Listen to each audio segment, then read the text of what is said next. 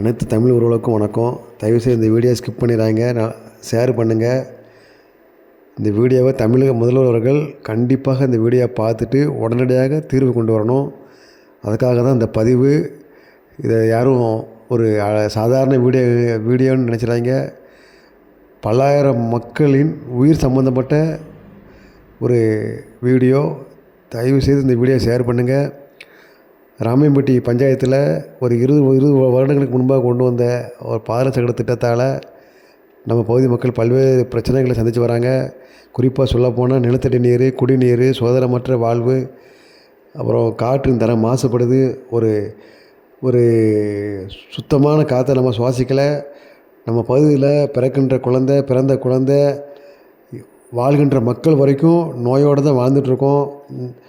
இதற்கு ஒரு நிரந்தர தீர்வு இப்போ வரைக்கும் எட்டப்படலை.